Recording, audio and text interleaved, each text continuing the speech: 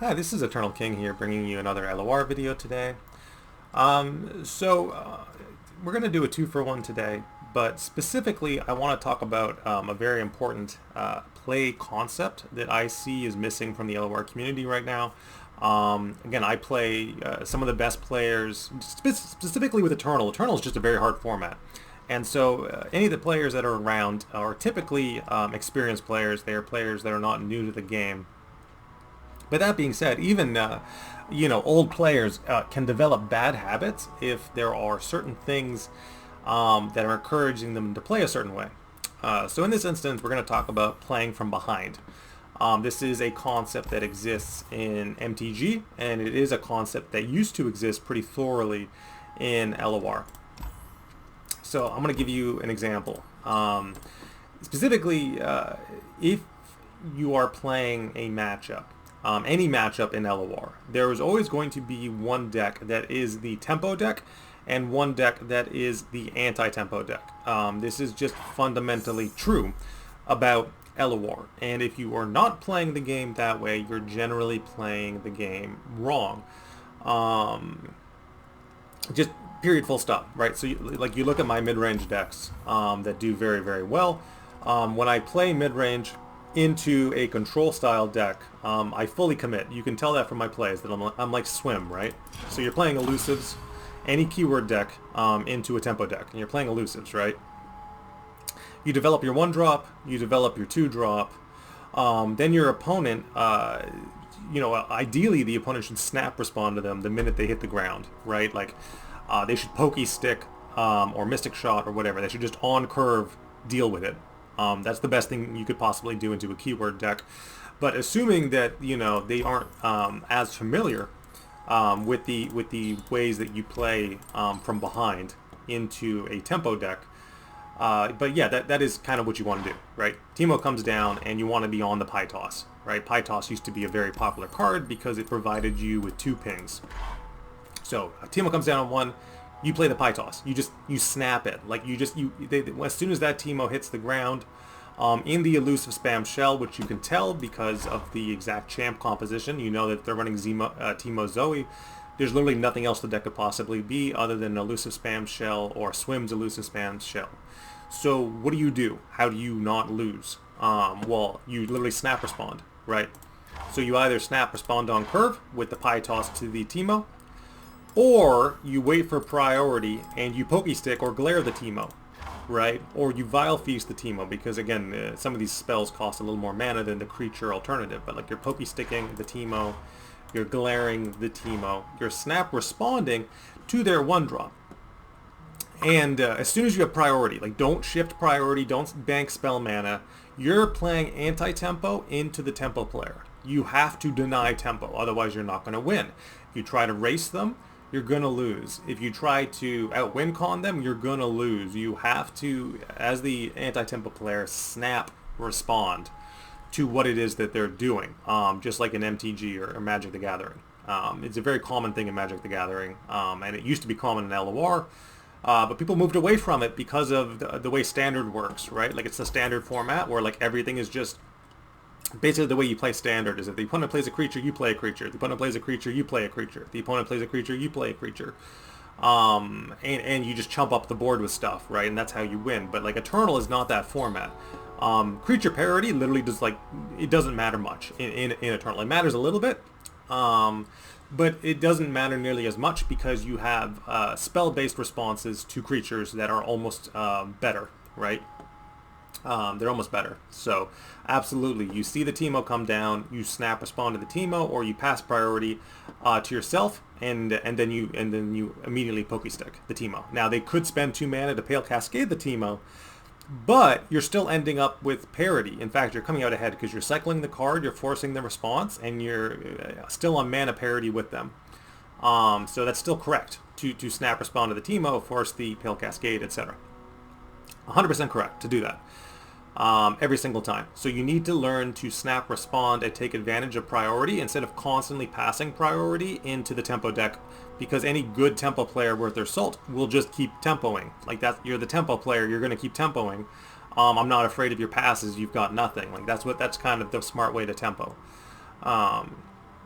So yeah, absolutely. Unless you specifically have AoEs or you have an incentive to not be snap responding to things on curve, you kind of need to do that. So let's talk about some of the other newer decks that I just built, and like, you know, how do you play from behind on the, this is aggro. Talking about scouts, right? So like you're into the scouts player. How do you play from behind into scouts? What is the correct way to deny value in scouts? Well, of course, Fleet Feather Tracker comes down. You can pie toss the Fleet Feather Tracker. You can Vile Feast the Fleet Feather Tracker. You can Pokey Stick the Fleet Feather Tracker. Like, these are all going to be adequate responses to things.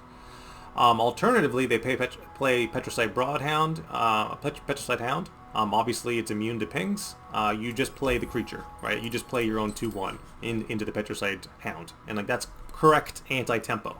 I think even Majin would have a hard time disagreeing that Fleet Feather Tracker, you ping, Petricite Hound, you play a Chumper, right, to block it. That is correct. So like you're deep, then you just play the vanilla 2/1. Like you're playing deep, you just play Dredgers into the Petricite Hound. Correct anti-tempo. They play Duran Sculptor. You Mystic Shot the Duran Sculptor. You snap respond to the Snowball unit. You have to. You have to, you have to, you have to. If you're Seraphine, then you play, you know, the other Mystic Shot, right? Seraphine's champ spell, right? High Note. You High Note the Duran Sculptor. You Mystic Shot the Duran Sculptor.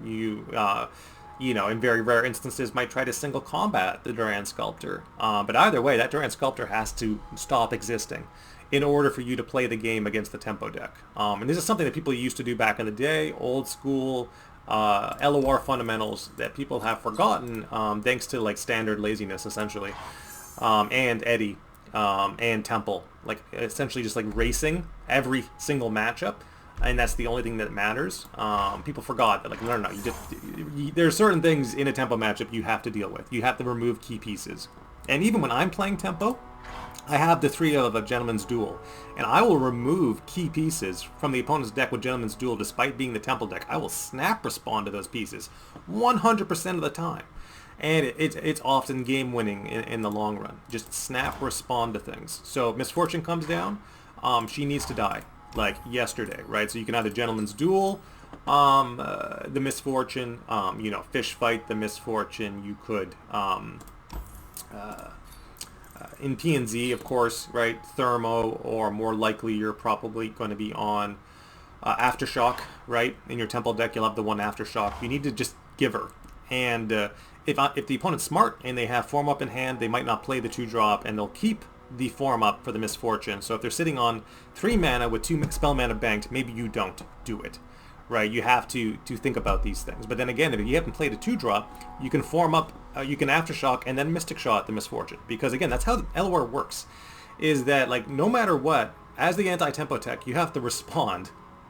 So if your hand looks like Aftershock plus Mystic Shot, and the opponent's hand is Misfortune plus Form Up, those two cancel each other out, and they're actually on mana parity. So regardless of how you want, what matchup you're playing, as long as you're the anti-tempo deck, you need to play the tempo deck on mana parity. Just like, don't do anything. Don't race them. Only respond.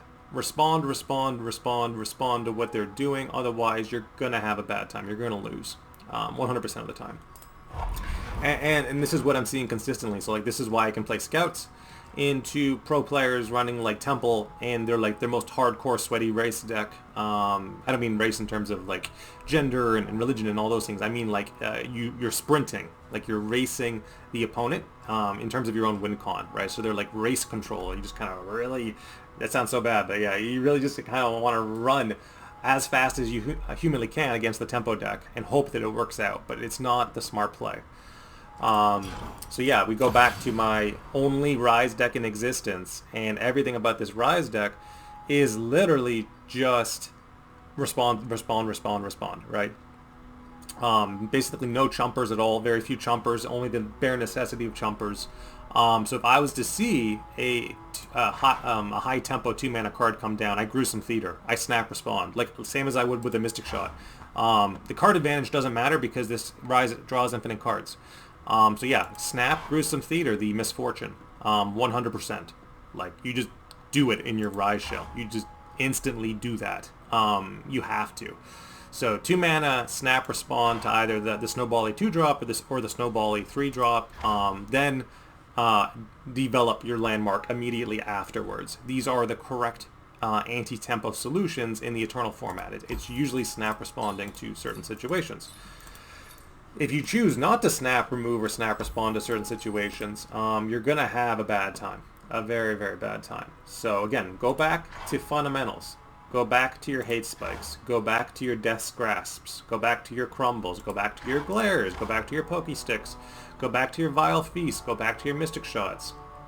I'm not saying just build a deck of nothing but responsive cards, but I am saying that if you fail to respond to certain things, an adequate tempo player will just beat you with any tempo deck. Like the most embarrassing of constructions, they'll just beat you because you're an adequate tempo player, and then you know, alternatively your opponent is an inadequate anti-tempo player.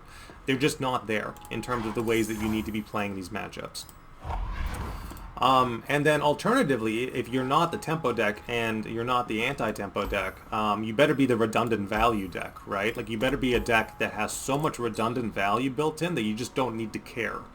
So something like Poros, for example, Poro King is like a redundant value deck, where, like, you know, it's just more value, more value, more value, infinitely. Infinite Poros, infinite Poro buffs. The entire deck is a redundant value sandwich.